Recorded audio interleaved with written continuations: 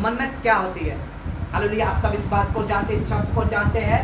आपने भी बहुत सारी मन्नतें मांगी होगी अपनी लाइफ में, और बहुत सारी मन्नतें मांगते भी हो, और हो सकता है कि आपकी बहुत सारी मन्नतें पूरी भी हो गई हो, लेकिन हो सकता है कि बहुत सारी मन्नतें आपकी हो जो कि आज तक पूरी ना हुई हो। हालेलुया, मन्नतें आपको कैसे माननी है, संसारिक तरीकों के समान नहीं। जैसे इंसान संसार मांगता है वैसे आपको मन्नतें नहीं मांगनी है। आपको जब मन्नत मांगनी है तो आपको मन्नत कैसे मांगनी है, बाइबल इसके बारे में क्या कहती है। पहला शामुएल उसका 1 अध्याय में आ जाइए। पहला शामुएल उसका 1 अध्याय में आ जाइए जल्दी से, जहां पर हन्ना नाम की एक औरत है जिसको की संतान नहीं है, जिसको हम बांझ भी कह सकते हैं। बाइबल में लिखा है कि वो बांझ थी। कौन थी वो? बांझ थी, और उसको संतान नहीं होती थी, उसको गर्भ नहीं ठहरता था। जहां पे 2 प्रकार के गर्भ में बताऊंगा, हालांकि ये मेरा वचन नहीं है, मैं इसके और ज्यादा आपको लेकर नहीं जाऊंगा, लेकिन गर्भ भी दो प्रकार के होते हैं। एक शारीरिक गर्भ होता है, एक शारीरिक गर्भ होता है, लेकिन एक आत्मिक गर्भ भी होता है।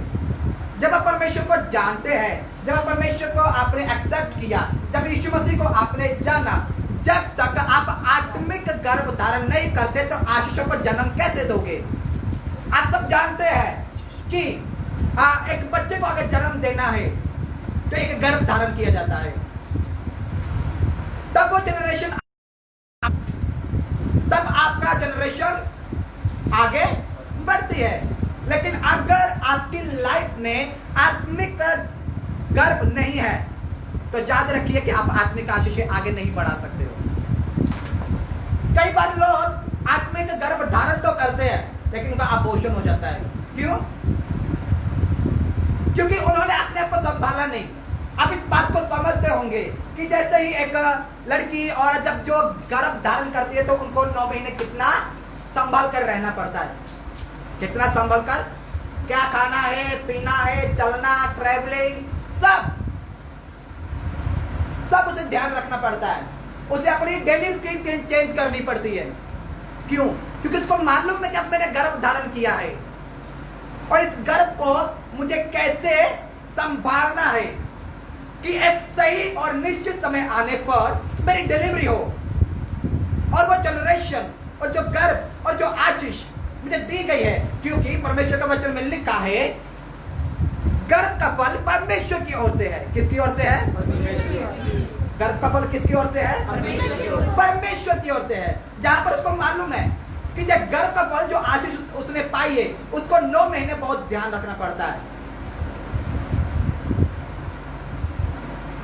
उसके बाद जब उसका एक निश्चित समय आ जाता है जिसको हम कहते हैं डिलीवरी का समय आ गया है, डिलीवरी का समय आने के बाद जब वो आशीष हाथ पे आती है तब वो 9 महीने जो दर्द उसने देखा है ना वो सब भूल जाती है।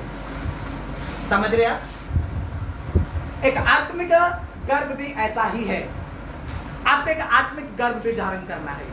जिस दिन आपने यीशु मसीह को जाना था आपने बहुत सारी मन्नतें मांगी होगी, प्रभु तेरे लिए मैं मरने के लिए तैयार हूं, प्रभु तेरे लिए मैं कुछ भी करूंगा, तेरे पीछे चलूंगा, प्रभु मैं ऐसा कर दूंगा, प्रभु मैं वैसा कर दूंगा। आपने भी बहुत सारी मन्नतें मांगी होगी। कितनों ने मन्नतें मांगी आज तक? प्रभु में कितनों ने मन्नतें मांगी है? प्रभु में कितनों ने आज तक कितनों ने मन्नत मांग ली है? हो सकता है आपने बहुत सारी मन्नतें मांग ली हो और हो सकता है कि बहुत सारी पूरी भी ना हुई हो। मन्नत मांगना गलत नहीं है, लेकिन मन्नत आपकी पूरी क्यों नहीं होती? कई बार आपकी मन्नत जो है वो श्राप बन जाती है। मैं बताऊंगा क्यों। कहता हूं कि जब आप एक आत्मिक गर्भ धारण करेंगे, जैसे एक शारीरिक गर्भ धारण किया जाता है, आपको समझ आ रही है?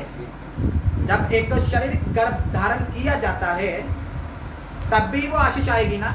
ऐसे तो नहीं आएगी, ऐसे तो नहीं आएगी। लेकिन अगर अगर आत्मिक गर्भ अपनी लाइफ में नहीं रखते हो, याद रखिए कि आप आत्मिक तौर पर बांझ हो। अगर एक औरत को एक शादी के बाद एक लड़की को अगर संतान ना हो तो उसको क्या बोला जाता है? हाँ? क्या बोला जाता है? बांझ बोला जाता है उसको। तू आशीष नहीं जन सकती, उसको कोसा जाता है। उसको समाज में शायद हो सकता है कि एक अच्छा दर्जा ना दिया जाता हो। एक आत्मिक जन अगर आप हो तो याद रखिए कि अगर आप और विश्वासी नहीं बना रहे, समझ रहे आप, इट मीन्स आप आत्मिक तौर पर बांझ हो। आप आत्मिक तौर पर क्या हो? बांझ हो। आपको आत्मिक गर्भ भी धारण करना है। जब यीशु मसीह के बारे में जान, आपको चंगा किया है, आपको मालूम है यीशु मसीह ने आपको आजाद किया है, आपको मालूम है कि यीशु मसीह ने आपके लिए बड़े बड़े काम किए हैं। हो सकता है कि परमेश्वर ने आपको बड़ी बीमारी से बचाया हो, डॉक्टर ने कह दिया हो नहीं बचेगा। यहाँ पर गवाही है, यहाँ पर गवाहियां है बहुत सारी। डॉक्टर ने कहा शायद आप नहीं बचेगा, आईसीयू में, वेंटिलेटर पर। डॉक्टर ने क्या कहा? शायद अब नहीं बचेंगे, शायद इसका टाइम खत्म हो गया। याद रखिए, जब डॉक्टर कहे, जब समाज कहे, जब लोग कहे टाइम खत्म हो गया, तो मैं कहता हूं वो टाइम आपका शुरू होता है। क्योंकि लोगों की नजर में, लोगों की ताकत वहां पे खत्म हो गई है, तभी तो मेरे यीशु की सामर्थ खड़ी होती है। Hallelujah, hallelujah, hallelujah. आप यीशु मसीह को जानते हैं, प्रभु तूने मुझे चंगा किया, डॉक्टर मुझे जवाब दे चुके थे, जे मुझे जीवन दिया है किसने दिया है? किसने दिया है? लोग मुझे छोड़ चुके थे, मेरे अपने मुझे छोड़ चुके थे, मेरा कोई अपना नहीं था, लेकिन मुझे किसने बचाया? जब मेरा कोई नहीं था, सहारा किसने दिया?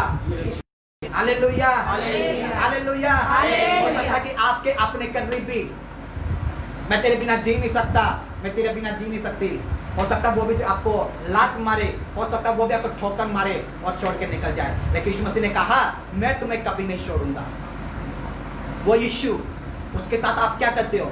जब आपको ठोकर लगती है ना, तब आप बहुत मन्नतें मांगते हो, प्रभु इस बार बस एक बार मुझे माफ कर दे, प्रभु एक बार तू मेरा हाथ थाम ले, देख मैं तेरे साथ कैसे चलता हूं, मैं तेरे साथ साथ चलूंगा प्रभु, मैं तुझे नहीं छोड़ूंगा प्रभु, तूने मुझे चंगा किया है। हालेलुया। मैं समझता हूं जहां पर एक भी ऐसा पर्सन नहीं होगा जिसके जीवन में चंगाई नहीं, जिसके जीवन में आशीष ना आई हो, जिसके जीवन में गवाही ना आई हो। हर एक पर्सन की लाइफ में गवाही होगी। मेरी लाइफ गवाहियों से भरी है। हालेलुया। मेरी लाइफ गवाही से भरी है। अगर मैं कहूं कि पर वीक मेरे लिए टेस्टिमनी होती है, तो मेरे लिए पर वीक टेस्टिमनी होती है। हर दिन की कहो तो मेरे लिए हर दिन की टेस्टिमनी है। और सबसे बड़ी आपके लिए गवाही क्या है? आपको फ्री का सांस मिल रहा है, ये सबसे बड़ी गवाही है। आपको कुछ और मिले या ना मिले, लेकिन याद रखो कि आपको क्या मिल रहा है? फ्री का सांस मिल रहा है। लेकिन ऐसे भी है जो आईसीयू में ऑक्सीजन भी खरीद के ले रहे हैं। ऑक्सीजन भी क्या करते हैं? खरीद कर लेते हैं। हाथों में पंप है उनके, ऑक्सीजन पंप, वो लेके चलते हैं। मालूम नहीं उनको कब दम लगे और क्या होगा, उनको वो पंप लेना पड़ता है। अगर वो पंप नहीं लेंगे तो उसकी जगह कहीं और मिल जाएगी आपको, उसकी जगह कहीं और होगी। लेकिन याद रखे वो आपको फ्री का सांस दे रहा है। आपने कितनी मन्नतें मांगी, प्रभु मैं तेरे लिए काम करूंगा, प्रभु मैं तेरे राज्य में काम करूंगा, प्रभु तू मुझे दे, मैं तेरे लिए करूंगा। आप सिर्फ मन्नतें मांगते हो अपने लिए। जहां पर पहला शमूएल उसका 1 अध्याय उसको पढ़ लीजिए, मैं बताऊंगा। जहां पर हन्ना नाम की एक स्त्री है, कौन है? उसका नाम क्या है? नाम क्या है? नाम क्या है?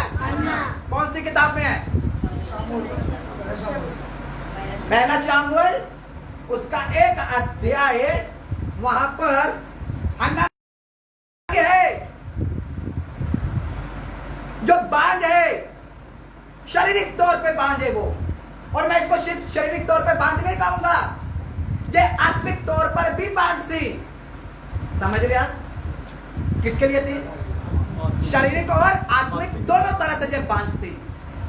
पहली बांझपन, शारीरिक तौर पर इसको संतान नहीं है, शादी के बाद कई साल हो गए इसको, लेकिन इसके पास अभी तक कोई बच्चा नहीं है, जिसका शारीरिक बांझपन था। लेकिन अब इसका आत्मिक बांझपन क्या है? इसको आत्मिक आशीष भी नहीं आ रही। क्यों? क्योंकि जब उसका पहला अध्याय पढ़ेंगे, पहला शाम उसका एक अध्याय पढ़ेंगे, तो लिखा है कि ये हर साल क्या करती थी? मन्नत मांगने के लिए जाती थी। क्या करती थी? मन्नत मांगने के लिए। हर साल मन्नत मांगने के लिए। उसकी 3 आयत को पढ़िए। वह पुरुष प्रतिवर्ष अपने नगर से वे पुरुष प्रतिवर्ष अपने नगर से सेनाओं के यहोवा को दंडवत करने सेनाओं के यहोवा को दंडवत करने और मेल बलि चढ़ाने के लिए मेल बलि चढ़ाने के लिए शीलो में जाता था। शीलो में जाता था। वहाँ होमनी और यस, जहाँ पर क्या लिखा है? अन्ना का पति जो था वो क्या करता है?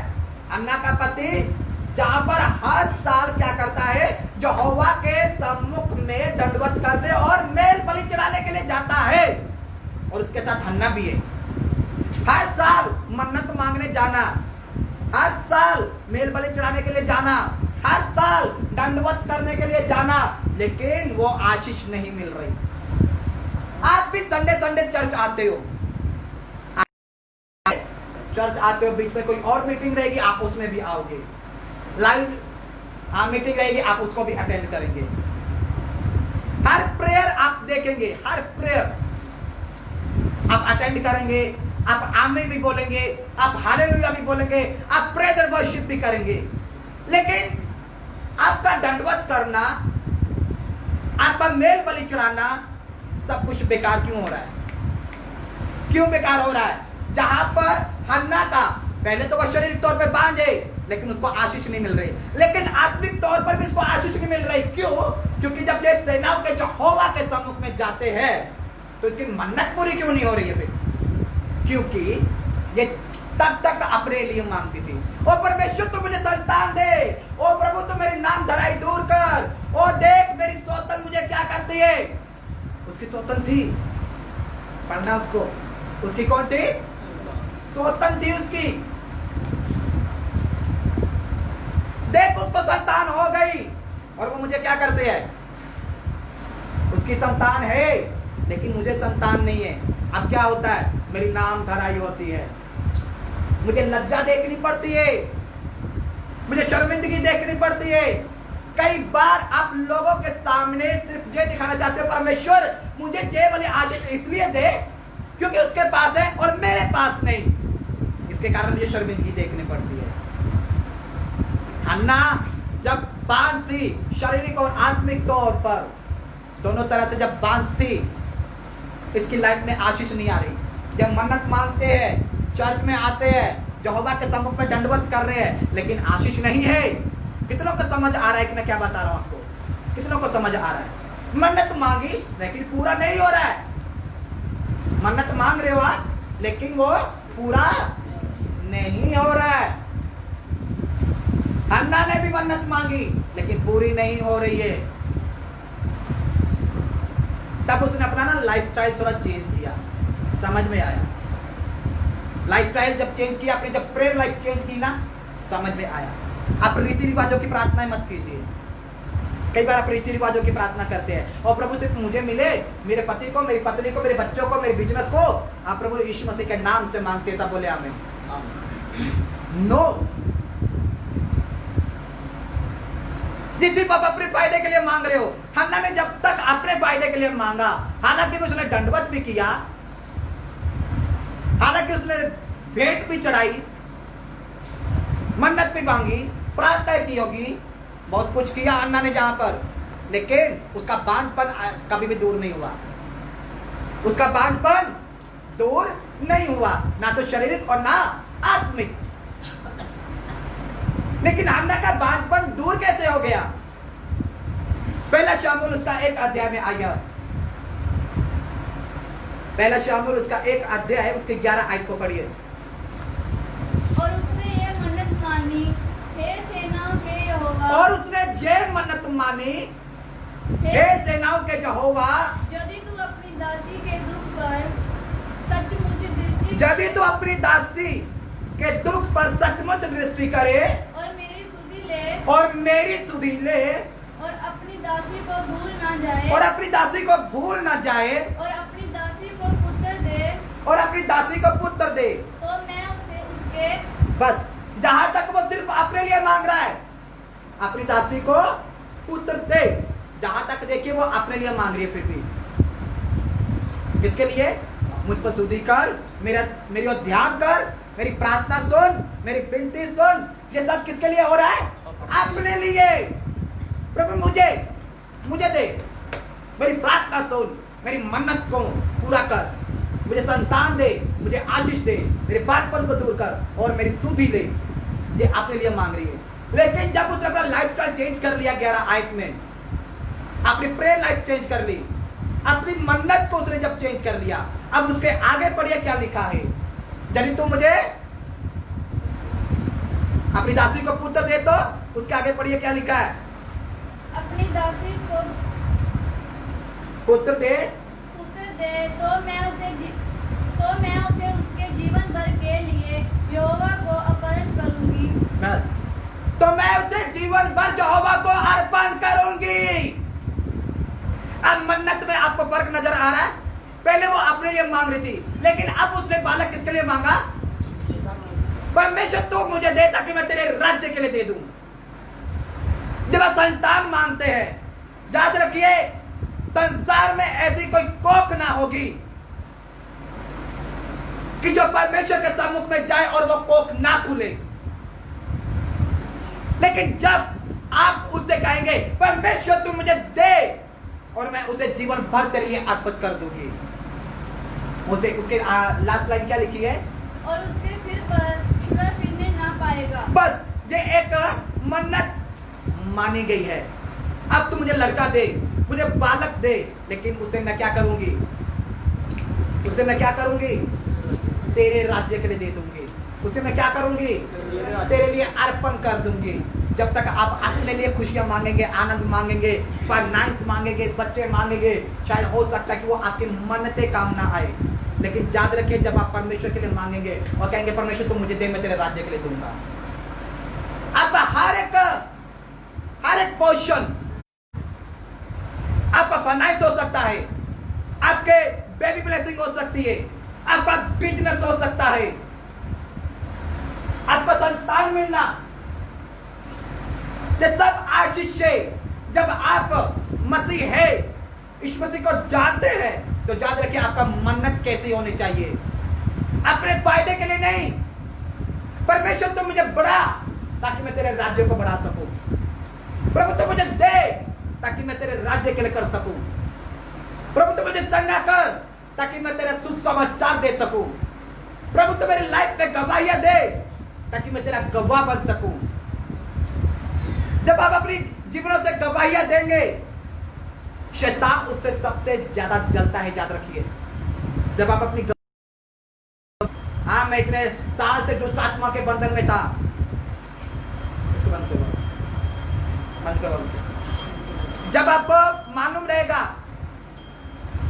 सबसे बड़ा शैतान का हथियार, शैतान को प्रॉब्लम मालूम किससे होती है? आप गवाही ना लेकर आओ, शैतान को सबसे बड़ी प्रॉब्लम है। जब आप गवाहियां लेकर आते हैं, शैतान चिढ़ता है। गवाहियों से शैतान का राज्य टूटता है। इसलिए वो आपके घर में जब गवाही बनने का समय आता है ना, वो प्रॉब्लम करना शुरू करेगा। वो आपको डराना शुरू करेगा, देख लो सब कुछ खत्म होने वाला है। उसे कहिए सब कुछ खत्म होगा तभी तो शुरू होगा। हालेलुया। डॉक्टर ने जवाब दे दिया, डॉक्टर जवाब देंगे तभी तो मेरा प्रभु काम करेगा। लेकिन जो डॉक्टर खुद कर सकते तो मेरा प्रभु कैसे करे? नहीं, वो काम करेगा जहां पर मनुष्य की सोच खत्म होती है, यीशु की सोच वहां पे शुरू होती है। हालेलुया। मन्नत जब मांगते हैं बहुत ध्यान रखिए कि आप क्या बोल रहे हो।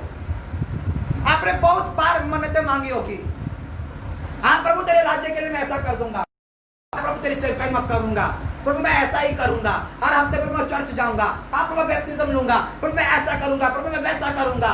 बहुत सारे मन्नतें आप परमेश्वर के सम्मुख में मांगते हैं। प्रभु मैं गवाही दूंगा, तेरे राज्य के लिए मैं ऐसा कर दूंगा, और प्रभु मैं ऐसा कर दूंगा। जब आप मन्नत मांगते हैं, जहां पर हन्ना ने जब अपने लिए नहीं, जब कहा परमेश्वर तुम मुझे दे, तो मुझे दे और मैं क्या करूंगी, तेरे राज्य के लिए अर्पण कर दूंगी। ऐसा ही हुआ। जब उसने जय मन्नत मांगी, उसी साल उसको संतान हो गई। उसी साल उसको संतान हो गई। तब हन्ना ने ऐसा नहीं किया, तब हन्ना ने ऐसा नहीं किया अब बालक मिल गया है मुझे, कौन दे परमेश्वर को जाके, नहीं नहीं मुझसे तो नहीं होगा। कई बार आपकी लाइफ में ऐसा ही होता है।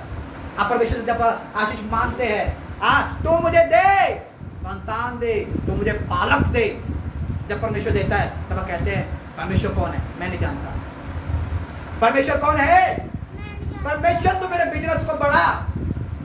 पहले आप अपनी कमाई से क्या करते थे, मुझे ना 300 रुपया पर डे मैं क्या करता हूँ, कमाता हूँ, तो उसमें से परमेश्वर का आप 300 रुपया क्या करते थे, अलग कर लेते थे। क्यों? क्योंकि आपके 300 रुपये आप कमाते थे ना, इसलिए। जब परमेश्वर आपको 3000 के काबिल बना देता है ना, तब आप हट जाते हैं, नहीं मेरे पास टाइम नहीं है। क्यों?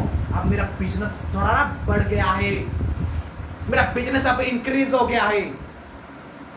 उसने आपको 3 से 3000 में कर दिया, लेकिन अब आप 30 रुपए से 30 रुपए पर ही है। मन्नत मांगी थी आपने, इसके बारे में भी बताऊंगा मैं आपको। आपने मन्नत मांगी थी, जब आपको आशीष मिल जाती है ना, आपके छुटकारे हो जाते हैं, आपकी चंगाई हो जाती है, तब आप अलग होना शुरू होते हो। क्यों? अब मेरे पास ना टाइम कम है चर्चा नहीं का, अब मेरे पास प्रार्थना करने का टाइम भी कम है, अब मेरे पास ना फैमिली प्रेयर का टाइम नहीं है। ये सब आर्गुमेंट्स आपके पास आने शुरू होते हैं। और याद रखिए ये शैतान का बीज है। मैंने पहले आपको बताया है कि शैतान जो है आपकी गवाही से जलता है, उसे प्रॉब्लम है आपकी गवाही से, उसे नफरत है आपसे और आपकी गवाही से। वो नफरत करता है आपसे इसलिए नहीं कि आप बाइबल पढ़ते हो, इसलिए नहीं कि आप चर्च जाते हो, इसलिए कि आप उसके जीव से गवाह बन रहे हो, इसलिए कि वो आपकी गवाही को खराब करना चाहता है। हालेलुया। हन्ना ने जब उसको बालक मिला, उसने अपने पास रख नहीं छोड़ा। लिखा है कि जब तक बालक दूध पीना न छोड़े, और जैसे ही बालक अभी छोटा ही था, लिखा है अभी बालक क्या था, छोटा ही था, उसको चर्च में छोड़ के आ गए, परमेश्वर के भवन में छोड़कर आ गए। आप में से कितने इतना गर्व रखते हैं कि आप अपने बच्चों को बचपन से ही परमेश्वर की स्थिति में चलाएं? मेरा एम आज का समय में, जो मेरा एम है ना, मेरा लक्ष्य जो है वो यही है। आपके बच्चे जैसे 5 साल के भी शुरू होते हैं ना, 5 बच्चे भी आपके दूसरे बच्चे के 10 साल के बच्चों को फेल करने चाहिए। समझ रहे आप? कैसे होगा? हन्ना ने कैसे किया? जो मन्नत मांगी थी कि परमेश्वर मैं तेरे भवन में लेकर आऊंगी और तेरे लिए अर्पण कर दूंगी, उसने किया। लेकिन आज बिलीवर चर्च, आप अपने आप को देखिए, क्या जब आप परमेश्वर के सम्मुख में मन्नत मांगते हैं तो क्या आप उस मन्नत को पूरा कर रहे हो? क्या आपकी लाइफ में वो मन्नत आपने पूरी की? क्या हो सकता है कि आपने अपने बच्चों के लिए बहुत सारी मन्नतें मांगी हो, लेकिन क्या आपकी लाइफ में वो मन्नतें पूरी हो रही है? क्या बच्चा रो रहा है तो क्या करो, उसको कार्टून लगा के दे दो। इससे क्या होता है? मेरा बच्चा क्या होता है, खेलता है, फिर शांत हो जाता है। आप देखिए आपने मन्नत क्या मांगी थी और उस मन्नत के ऊपर क्या काम कर रहे हो। उस मन्नत के ऊपर आप बच्चों के कारण घर पे रहते हो, जानते क्यों? आप बच्चे की ट्यूशन थी ना, संडे को ही ट्यूशन दिखेगी, संडे को ही स्कूल दिखेगा, संडे को ही सब कुछ दिखेगा। आपने मन्नत मांगी है, याद रखिए इस बात को। आपने क्या किया है? जब हन्ना ने मन्नत मांग ली थी, वो अपने बालक को लेकर आई और अर्पण कर दिया। कौन कर सकता है? कौन कर सकता है? अपने बालक को कौन दूर कर सकता है? आसान नहीं है जी। लेकिन हन्ना ने अगर जब मन्नत मांगी थी कि यदि तू मुझे बालक दे, मेरी नाम धराई दूर करे, तो जो बालक तू मुझे दे, मुझसे क्या करूंगी? तेरे लिए अर्पण कर दूंगी, तेरे राज्य के लिए दे दूंगी। उसने वैसा ही किया और उसके बाद उसको और भी संतानें हुई। जब परमेश्वर आपको बढ़ाना शुरू करे, घमंड में मत आ जाइए, समझिए इसको। 300 रुपए कमाने वाला आज 500 रुपए कमाना शुरू हो गया, बस बस बहुत है? लेकिन परमेश्वर तो आपको 1000 में लेके जाना चाहता था। परमेश्वर आपको पर डे आपके 1000 रुपीज आप कमाओ, परमेश्वर आपको उसमें लेके जाना चाहता था। आप कहते नहीं मेरा 300 रुपये काफी था, 300 रुपये परमेश्वर तो मुझे बढ़ा। और जब 500 पर डे आप 500 कमाना शुरू हो गए ना, तब आप बदलना शुरू हो जाते हो। जो मन्नतें आपने परमेश्वर के सम्मुख में मांगी है, याद रखिए, उसको भूलिए नहीं। हन्ना ने जब अपने बालक को, जिसका नाम शमूएल रखा गया, जब उसको परमेश्वर के भवन में दे दिया, उसके राज्य के लिए दे दिया, और बाइबल में क्या लिखा है, उसको और भी संतानें हुई। लेकिन वही बालक जिसको दिया था, वो इस्राएल का एक बड़ा नबी बन गया। इसने इस्राएल के पहले राजा शाऊल को अभिषेक किया, जिसने दाऊद को अभिषेक किया।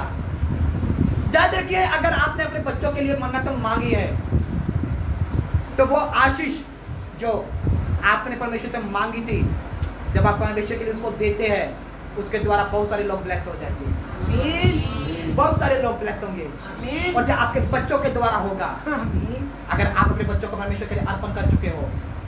अक्टूबर मंथ में मैं मिनिस्ट्री के लिए कुछ लोगों को अनॉइंट करने वाला हूँ।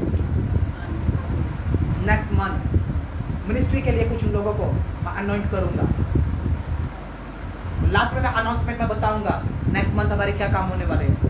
लेकिन जब अगर आपने अपने बच्चों के लिए मिनिस्ट्री सोची है, परमेश्वर का राज्य सोचा है, मैं सिर्फ परमेश्वर के राज्य की बात नहीं कर रहा हूँ, अगर वो बिजनेस में हो, जॉब में हो, कहीं भी हो, अगर आप बिलीवर है और आपने मन्नत मांगी और परमेश्वर आपको संतान दी, और अगर आपको परमेश्वर ने फाइनेंस में बढ़ाया, आपके बिजनेस को इंक्रीज किया, किसी भी पोर्शन में अगर आपको परमेश्वर ने बढ़ाया है, तो सुनिए, आप अपनी मन्नत से पीछे मत हटिए। आप अपनी मन्नत से पीछे, परमेश्वर तूने मुझे 100 रुपये ब्लेस किया था, मैं 10 रुपये तेरा अलग कर रही हूँ। तूने 300 रुपये मुझे ब्लेस किया, मैं 30 रुपये अलग कर रही हूँ। समझ रहे आप? वो मन्नत आपने मांगी थी। अपने बच्चों को परमेश्वर के राज्य के लिए दे। अपने बच्चों को परमेश्वर के राज्य के बारे में सिखाइए। हन्ना ने ऐसा ही किया, अपने बच्चों को क्या किया? आज कहाँ है आपके बच्चे? आपके बच्चे कहां पर है? उनकी संगति जैसी होगी वैसे ही वो होंगे। अगर आपको अपने बच्चों को सुधारना है, सबसे पहले उनकी संगति चेंज करवा दो। अब ये शमूएल नबी भविष्यद्वक्ता, इजराइल का एक महान भविष्यद्वक्ता कैसे बन गया? जिसने शाऊल वर्ग जैसे राजा को और दाऊद जैसे राजा को जिसने अभिषेक किया। कैसे? कैसे? क्योंकि वह परमेश्वर के भवन में रहा, उसकी संगति वैसी थी। उसकी संगति, उसका एटमॉस्फेयर वैसा ही था। परमेश्वर का वचन सुनना, उसकी वर्शिप को सुनना, हर दिन प्रेयर करना, उसकी संगति, उसका एटमॉस्फेयर वैसे ही था। अगर आपके बच्चों का एटमॉस्फेयर उनकी सोसाइटी अगर वैसी है, तो याद रखिए, उनकी सराउंडिंग अगर वैसी है कि अगर वो सही बच्चों के साथ है, तो उनकी संगति सही रहेगी, वो सही निकलेंगे। अगर उनकी सराउंडिंग गलत है, तो याद रखिए आपके बच्चे गलत निकलेंगे। और उनको सराउंडिंग दिखाना आप क्या है? हन्ना छोड़ के आ गई थी परमेश्वर के भवन में। अब वो जब जिस सराउंडिंग में वो रहता है, जिस माहौल में वो रहता है, वो एक महान भविष्यद्वक्ता बनता है। आप समझ रहे हैं मुझे? हालेलुया। हालेलुया। लेकिन जब हन्ना ने अपना एक बालक दे ही दिया कि परमेश्वर तूने दिया, तूने मेरी नामधराई दूर की है, तूने मेरी लज्जा दूर की है। जो मुझे कहते थे तू बांझ है, तुझे तो कभी संतान ही नहीं होगी, प्रभु तूने मेरा सिर उनके सामने ऊंचा किया है। हालेलुया। याद रखिए परमेश्वर आपके सिरों को भी ऊंचा करने जा रहा है। आमीन। जो लोग आपको कहते तेरे बच्चा बिगड़ चुका है, कभी सुधर नहीं सकता, तो याद रखिए आपके बच्चों के सुधरने का समय आ गया है। आमीन। आपके घरों से वो कर्ज निकलने का समय आ गया है, वो बीमारियां आपके घरों से निकलने का समय आ गया है। जो बच्चे जो आपके इग्नोर हुए थे, वही आपके मोहल्ले में, आपके एरिया में, आपके रिश्तेदार में सबसे ब्लेस्ड पर्सन वही होंगे। हालेलुया। लेकिन आप अगर जो मन्नत जहां से आप मांग कर जा रहे हो, आपको अपनी मन्नत के ऊपर खड़े रहना है। मेरे बच्चों को सबने कहा ये है, वो है, ऐसा है, वैसा है, लेकिन याद रखिए आपके बच्चे यीशु के आकार में आएंगे। जैसा तुम्हारा बुलाने वाला पवित्र है, तुम उसके समान पवित्र बन जाओ। लेकिन उसके लिए डेडिकेशन आपको करना है। अपने बच्चों को आपको चर्च में लेके आना है, उनको वैसी संगति में रखना है, वैसी सोसाइटी आपको दिखानी है, उनको वैसी सोसाइटी आपको सिखानी है, उनको उनके सराउंडिंग आपको वैसी बनानी है, उनको अधीनता में चलाना है आपको। समझ रहे आप? और यीशु मसीह के नाम से मैं ये जाहिर कर रहा हूं, आपके बच्चों की लाइफ में बड़ी गवाही आ रही है। नेक्स्ट मंथ जो है आपके परिवारों के लिए कुछ बड़ा लेके आए। नेक्स्ट मंथ कुछ बड़ा आपके बच्चों की गवाही उसमें होगी। आपके बच्चों की चेंजिंग लाइफ आप देखेंगे उसमें। हर एक वो कर्ज, हर वो श्राप जो बाप दादों से पीछे चलता आ रहा है टूटेगा। आमीन। टूटेगा। आमीन। टूटेगा। आमीन। टूटेगा।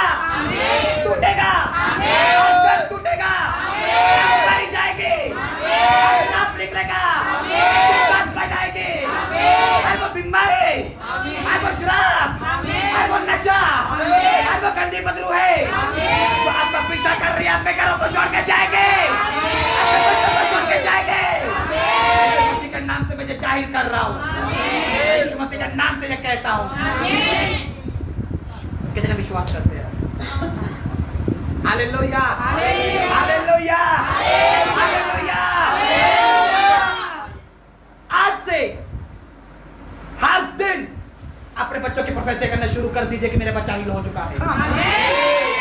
अपने बच्चों की डिक्लेरेशन करनी शुरू कर दीजिए, भविष्यवाणी करनी शुरू कर दीजिए। मेरे बच्चे ने शराब पीना छोड़ दिया है, नशा करना छोड़ दिया है, संगति करनी छोड़ दी है। मेरा यीशु, मेरे बच्चे परमेश्वर का मंदिर है। कितने समझ रहे हैं? हर दिन सुनिए, आप सिर्फ मुझे सुनकर चले मत जाइए, जो मैं बोल रहा हूं उसको आपको कुछ करना भी है, क्योंकि जहां पर आप मन्नत मांग रहे हो, मन्नत तो आपको पूरा करना है। इससे अच्छा क्या आप मन्नत मांगिए, इससे अच्छा क्या है? हो सकता है कि आपके बच्चे दूर हो चुके हो, वो आ रहे हो। आमीन। हो सकता है कि बच्चे जा चुके हो। I prophesy in the mighty name of Jesus as the apostle of God, यीशु मसीह के सामर्थ्य नाम में आपके बच्चों की ब्लेसिंग जो जा चुकी है वो वापस आ रही है। आमीन। तुमने अभिषेक के साथ जिन बच्चों ने ठोकर खाई है, आप वापस उन कदमों को लेने वाले हो। आमीन। ओ जीसस ने, जीसस ने, जीसस ने, जिन्होंने ठोकर खाई है, आपका लेवल आप ऊपर होने वाला है। आमीन। आमीन। आपके बच्चे वापस आ रहे हैं, आमीन। आर्थिक तौर पर इंक्रीज होने वाले हैं। आमीन। आपके घरों से वो शराब जा रहे हैं, आमीन। जादू टोने जा रहे हैं, आमीन। शैतानी ताकतें जा रही है। आमीन। यीशु के नाम से ये गवाहियां मैं आपकी लाइफ में रिलीज करता हूँ। आमीन। गुड लाइफ आपका हिस्सा हो जाएगी। Hallelujah. Good life, good news आपका हिस्सा हो जाएगी। आमीन। गुड न्यूज आपका हिस्सा होगी। आमीन। गुड न्यूज आपका हिस्सा होगी। आमीन। वो ग्रेट टेस्टिमनी आपकी लाइफ में आती देख रहा हूं मैं। आमीन। वो बड़े जालों को टूटते हुए मैं देख रहा हूँ। आमीन। टूटेगा यीशु मसीह के नाम से। आमीन। वो टूट रहे हैं यीशु मसीह के नाम से। आमीन। उस दर्शन को देखता हूँ कि जंजीरें टूट रही है आमीन। उस अग्नि में। हालेलुया। हालेलुया। लेकिन जो मन्नत आपने मानी है उसको पूरा कौन करेगा? पास्टर? हैं? परमेश्वर का दास पूरा करेगा क्या? अपोस्टल पूरा करेगा क्या? प्रॉफिट पूरा करेगा क्या? वो आपको करना। जिस कामों में आपने परमेश्वर के साथ मन्नत मांगी, परमेश्वर तुम्हारे बिजनेस को जैसे बढ़ाएगा, परमेश्वर मैं उसमें से तेरे राज्य के लिए करूंगा। परमेश्वर तुम मुझे संतान दे, मैं तेरे राज्य के लिए दूंगी। फाइनेंस को बढ़ा, अपनी मन्नत पर खड़े रहिए और देखिए इसी साल के अंदर आप ब्लेस होंगे। आमीन। इसी साल के अंदर नेक्स्ट मंथ आपके लिए गवाही लेके आ रहा है, आमीन। क्योंकि नेक्स्ट मंथ जो आ रहा है बहुत जबरदस्त आ रहा है। आमीन। शैतान के ऊपर बड़े पटाखे बढ़ने वाले हैं। आमीन। शैतान ने जो पटाखे आपके ऊपर फोड़े हैं ना, अब आपकी बारी आ गई है कि आप उसके ऊपर बॉम्ब फोड़ोगे। आमीन। हालेलुया। हालेलुया। शैतान ने आपकी ब्लेसिंग को चुराया है ना, अब आपका समय आ गया कि आप सर्जिकल स्ट्राइक करोगे इसके ऊपर। आमीन। Hallelujah. Hallelujah. Hallelujah. Hallelujah. Hallelujah. Hallelujah. Surgical strike क्या होती है? दुश्मन के इलाके में घुसकर वहां से जीत हासिल करके आएगा। आमीन। वो आपके घरों में घुसा है ना, वो आपके फाइनेंस में घुसा है ना, वो आपकी आशीषों के बीच में घुसा है ना, उसमें भी आपके आशीष छीनी है, आपकी शरीर की ब्लेसिंग छीनी है ना। अब आपका समय है। उसने चोरी किया था ना, कैसे किया? चोरी किया था, लेकिन आप कैसे करेंगे? शरेआम करेंगे, आमीन। आमने सामने करेंगे। आमीन। हालेलुया। हालेलुया। आप वो होंगे जो शैतान के दास्तन को तोड़ेंगे। आप वो होंगे जो शैतान के कुचलों को आजाद करेंगे। आमीन। अगर आप मुझे ध्यान से सुन रहे हैं, लेकिन मन्नतें मांग कर कभी पीछे मत हटिए, क्योंकि जो मन्नतें आप मांगते हैं, याद रखिए, जब आपने वो मन्नत मांग के, चाहे आपका फाइनेंस है, चाहे आपके बच्चे हैं, जब आपने वो परमेश्वर के राज्य के लिए दे दिया है ना, दे दिया है ना, दे दिया है ना, जब आपने दे दिया है ना, वो आशीष बहुत सारे लोगों के लिए एक बड़ा काम करने वाली है। आमीन। क्योंकि जब शामुएल परमेश्वर के लिए दे दिया गया ना, वही शामुएल एक बड़ा भविष्यवक्ता बन गया। परमेश्वर के काम आ रहा है, और सिर्फ परमेश्वर के नहीं, इजराइलियों के काम आ रहा है। उनके लिए वो नबूवत करता है। शाऊल राजा का अभिषेक करता है, राजा दाऊद का भी अभिषेक वही करता है। लेकिन जब अगर आप मन्नत मांग कर उसको पूरी नहीं करते, तो याद रखिए कि विपत्ति आपके ऊपर वापस आती है। हालेलुया। विपत्ति आपके ऊपर वापस आती है। पढ़िए उसको, व्यवस्था विवरण उसका 23 अध्याय उसका 21, व्यवस्था विवरण उसका 23 अध्याय उसका 21 पढ़िए।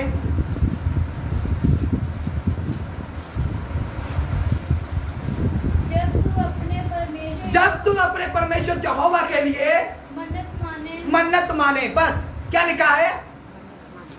हन्ना ने भी मन्नत मांगी थी ना, अब जहां पर एक मन्नत और आ गई। जब तू अपने परमेश्वर यहोवा के लिए मन्नत माने, तो क्या करना है? पढ़िए आगे। तो उसे पूरी करने में विलंब ना करना। बस क्या लिखा है? तो उसे पूरी करने में विलंब ना करना। उसे पूरी करने में देरी मत करो। जब आप मन्नत मांग चुके हैं, तो क्या करो? उसको पूरी करने में देरी मत करो। अगर हन्ना अपना बालक शामुएल परमेश्वर के लिए या उसके भवन में नहीं देती, तो याद रखिए, हो सकता है कि वो कभी भी भविष्यद्वक्ता नहीं बनता, और उसके आगे आने वाली और संतानें भी नहीं होती, शायद उसको और आशीष शायद नहीं मिलती।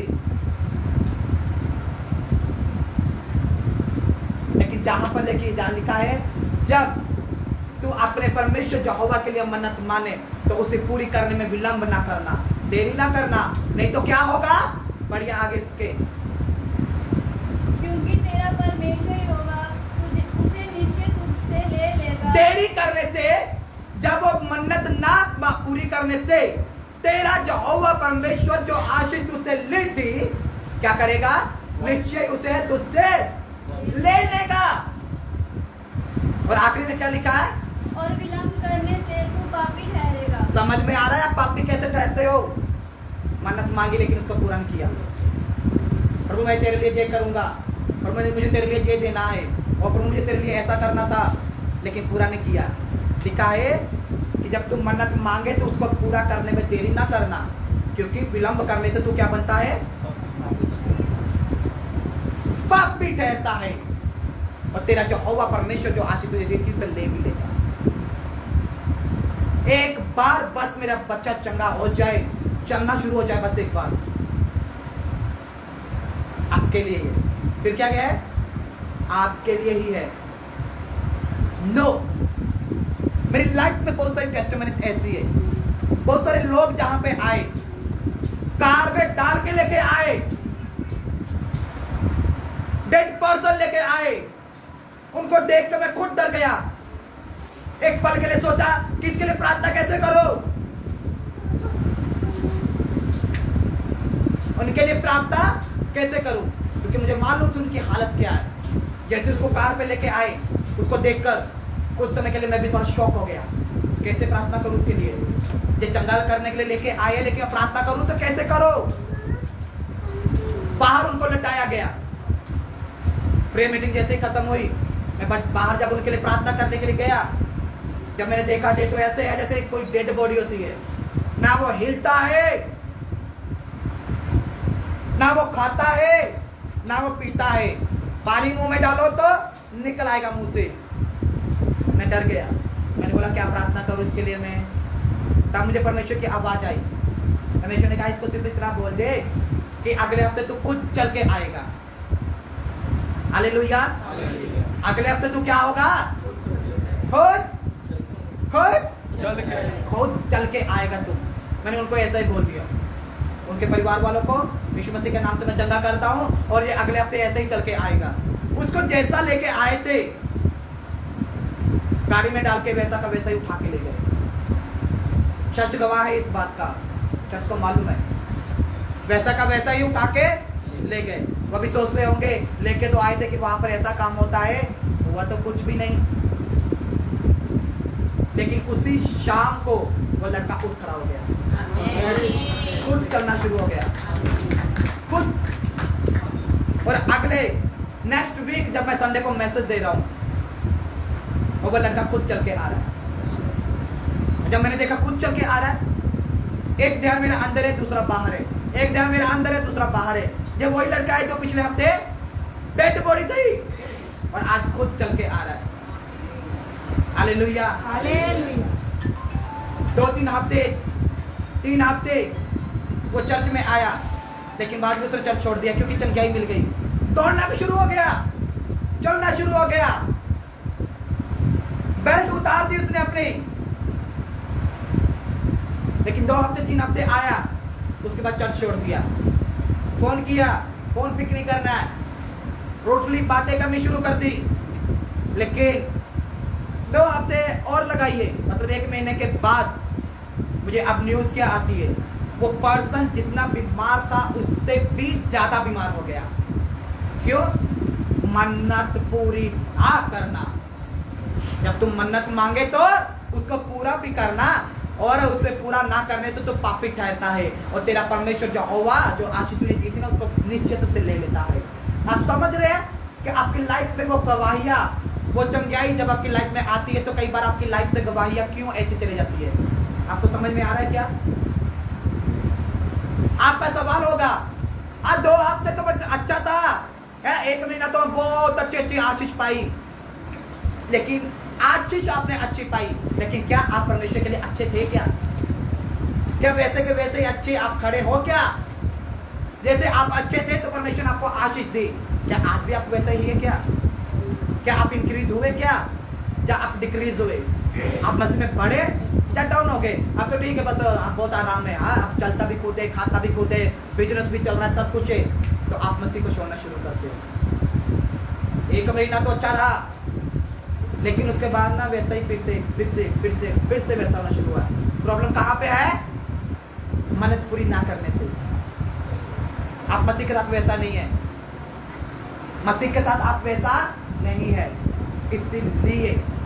लेकिन अगर आप मसीह के साथ वैसा ही है तो याद रखिए अगले लेवल आपका वेट कर रही है। आमीन। अगली बड़ी गवाही आपका वेट कर रही है। आमीन। मिरेकल आपके वेट कर रही है। आमीन। बड़ी टेस्टिमनी आपका वेट कर रही है। आमीन। आपके बच्चों के लिए, आपके परिवार के लिए, आपके फाइनेंस के लिए बड़ी गवाहियां आपका वेट कर रही है।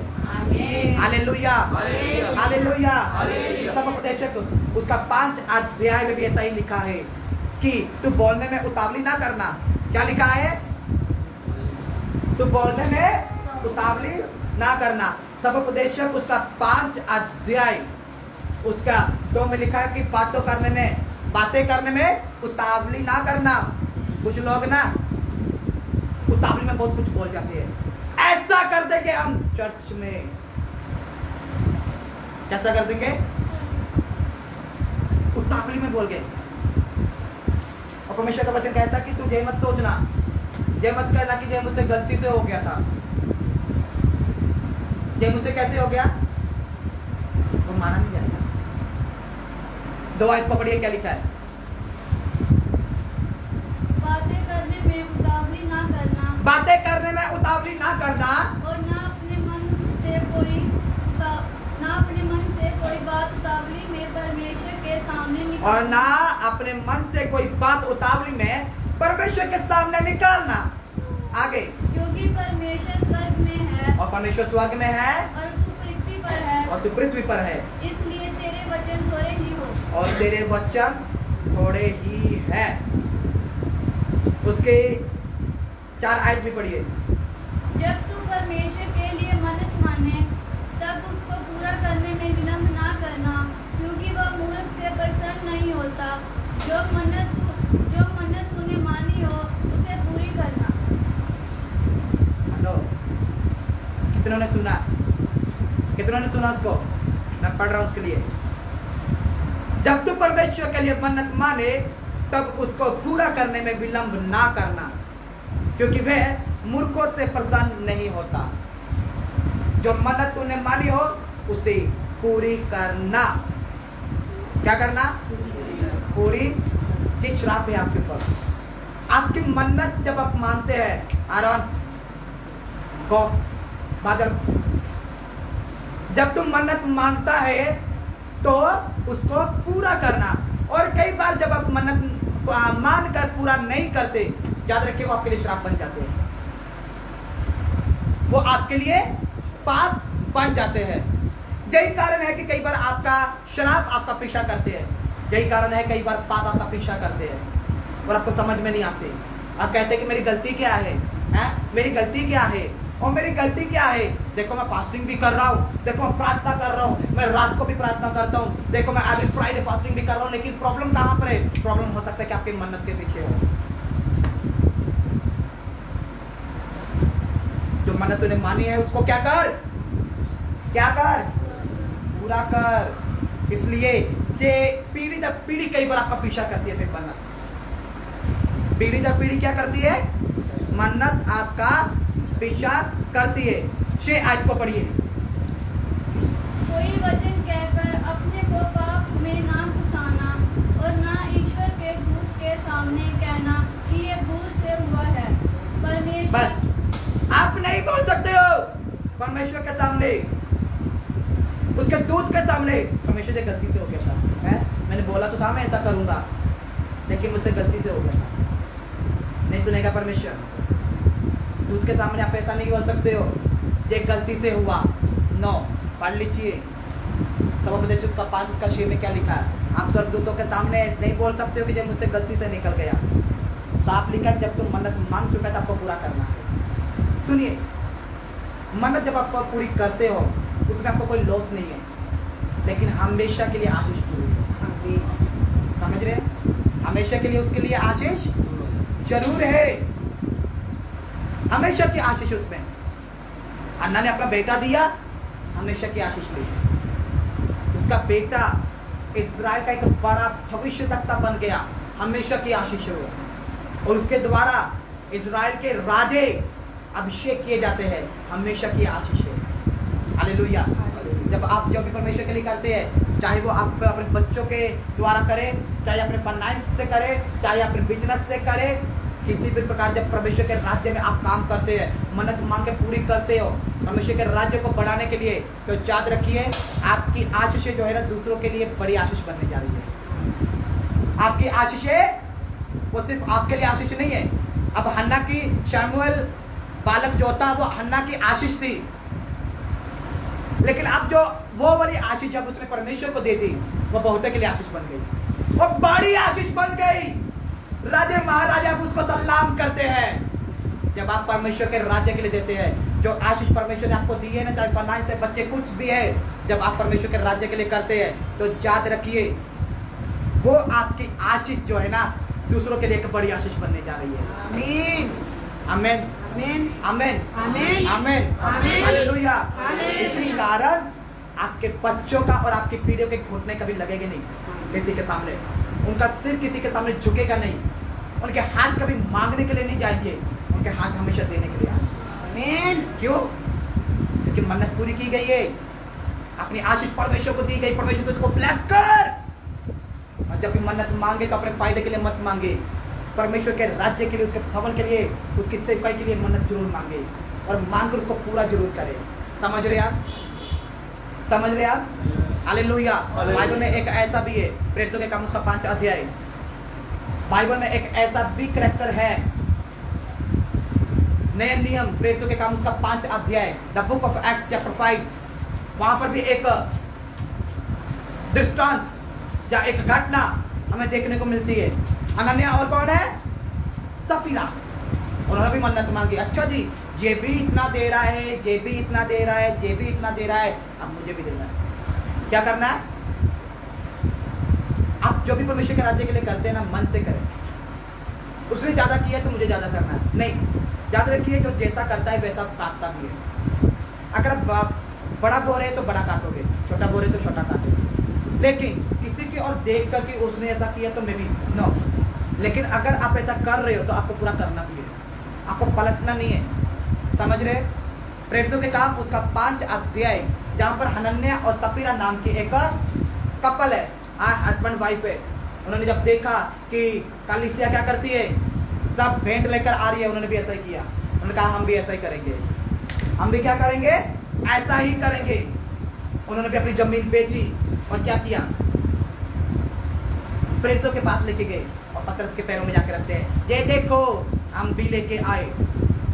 लेकिन उन्होंने गलती क्या कर दी, जब उन्होंने मन्नत मांगी थी कि हम जमीन बेचकर क्या करेंगे, परमेश्वर के भवन में पूरा देंगे, लेकिन गलती क्या की, चुरा लिया, उसमें से रख लिया। उसमें से जब आप परमेश्वर के सम्मुख में मन्नत मांगते, ज्यादा कि वो भाग जो है ना वो परमेश्वर का बन चुका है, वो हिस्सा अब परमेश्वर का बन चुका है। अब हनन्याह और सफीरा जो हस्बैंड वाइफ थे, दोनों ने संगति की, दोनों ने एक मन होकर उसमें से थोड़ा रख लिया। पास्टर को कौन सा मालूम चलेगा, और पतरस को नहीं मालूम चलना, तो क्या करो, लेकर गए। पतरस खुश हो जाएगा, क्यों, मैंने भी इतना बड़ा बोल दिया और मैंने भी इतनी बड़ी भेंट चढ़ा दी, खुश हो जाएगा। पास्टर को खुश मत कीजिए, परमेश्वर के दासों को खुश मत कीजिए।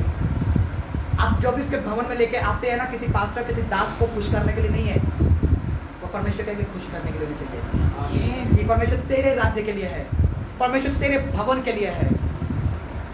परमेश्वर हम जानते कि अब जब हम तेरे भवन के लिए, तेरे राज्य के लिए, तेरे मैन ऑफ गॉड के लिए हम कर रहे हैं, इससे तेरा राज्य बढ़ेगा। और शैतान आपको कभी भी मैन ऑफ गॉड को देने नहीं देगा। जानते क्यों? क्योंकि उसको मालूम है इससे ही उसका राज्य बढ़ेगा, और जब परमेश्वर का राज्य बढ़ेगा तो शैतान का राज्य घटेगा, वो कभी भी आपको देने नहीं देगा। डॉक्टर के पास आप खड़े खड़े 1 लाख रुपया भी देने के लिए तैयार हो जाओगे, समझ रहे आप? होगा नहीं होगा? खड़े खड़े भी आप 1 लाख रुपया देने के लिए तैयार होंगे या नहीं होंगे? लेकिन परमेश्वर के लिए शैतान कभी निकाल नहीं देगा।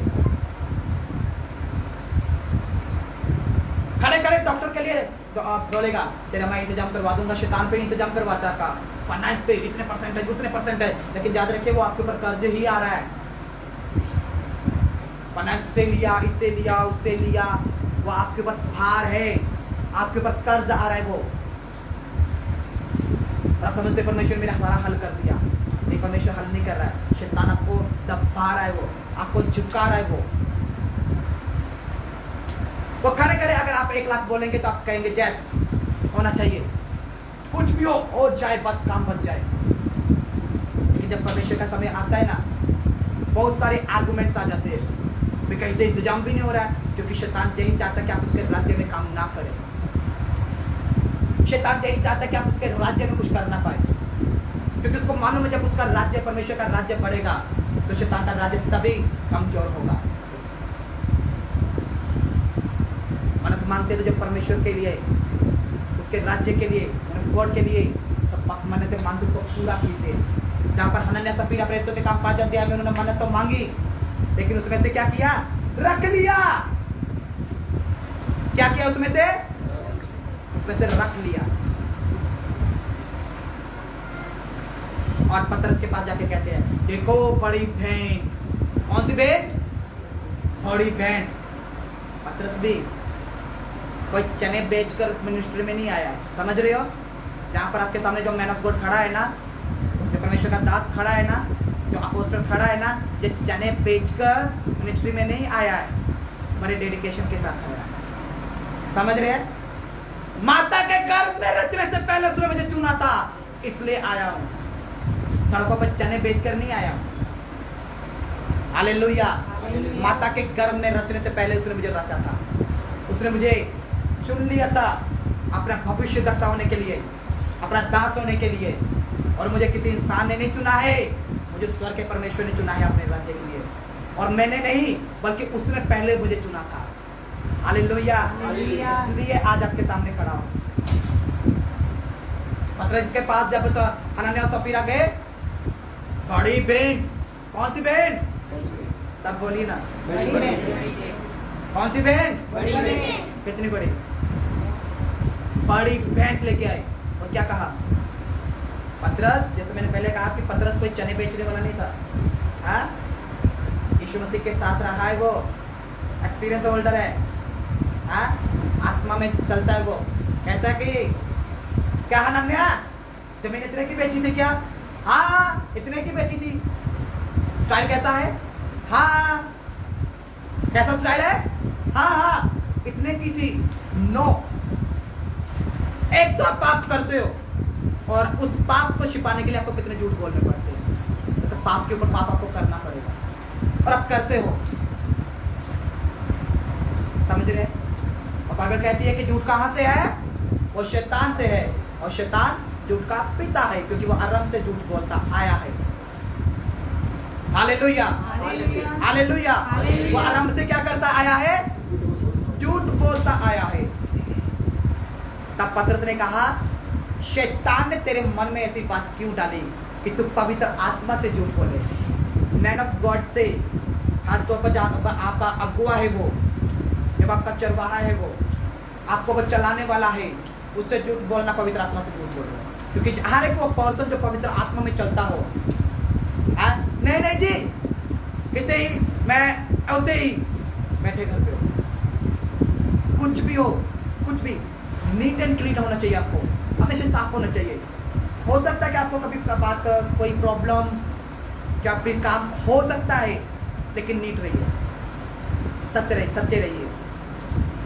देखिए, हनन्याह ने वहां पे झूठ बोला, तो पतरस क्या कहता है? शैतान ने तेरे मन में ये बात क्यों डाली? बाइबल कहती है झूठ जो है वो शैतान की ओर से है, और शैतान आराम से झूठ बोलता आया है, बल्कि वो झूठों का पिता है। उसी समय वो क्या किया? हनन्याह के साथ क्या हुआ? खत्म। मन्नत मांगी कि मैं तेरे राज्य में दूंगा, लेकिन उसमें से रख लिया और आके झूठ बोला, मर गया। उसके पीछे उसकी पत्नी सफीरा देखा कि अभी तक तो नहीं आया मेरा पति, वो तो आज बड़ी भेंट देने के लिए गया था। लगता है कि आज पतरस ना हनन्याह से मेरे पति से ज्यादा खुश है, तो क्यों ना इस खुशी में मैं भी जा जाऊं। सफीरा आगे पीछे हो सकता है कि हनन्याह को आज शाबाशी मिल रही है, इतनी बड़ी बैंड तो जमीन बेच के लेके आया, शाबाशी मिल रही होगी। तो हनन्याह ने क्या सोचा होगा, सॉरी सफीरा ने, उसकी पत्नी ने क्या सोचा, चलो मैं भी चलती हूँ जरा इस खुशी में, मैं भी तो शामिल हो जाऊं, बहुत टाइम हो गया इसको आए। जब गई तो पतरस ने उससे भी पूछा, क्या तुमने जमीन इतने की बेची थी क्या? हाँ इतने की बेची थी। उसने भी झूठ बोला। उसने बोला, पतरस ने कहा, ये क्या बात है कि तुम दोनों ने झूठ बोलने के लिए एका किया? देख तेरे पति को काटने वाले के पैर अभी चौखट पर ही है, देखो वो तुझे भी लेके जाते हैं। उसी समय वो भी मर गई। अब आत्मिक तौर पर मर सकते हो जब आप पवित्र आत्मा से झूठ बोलते हो, जब आप मन्नत मांगते हो उसको पूरी नहीं करते हो। जब आप मन्नत मांगते हो उसको पूरा कीजिए। मन्नत मांगना परमेश्वर से वायदा करना है। आप परमेश्वर के सम्मुख में वायदे कर रहे हो, आप परमेश्वर में तेरे राज्य के लिए ये करूंगा, मुझे ये तेरे राज्य के लिए करना है, मुझे ऐसा करना है। और जब आप नहीं करते हो तो याद रखिए शैतान अपना बीज जो है आपकी लाइफ में दे चुका है। शैतान अपना बीज आपकी लाइफ में दे चुका है और इसका रिजल्ट आप देख लीजिए। और बस आप विवरण मैंने आपको बताया कि जब तुम मन्नत मांगे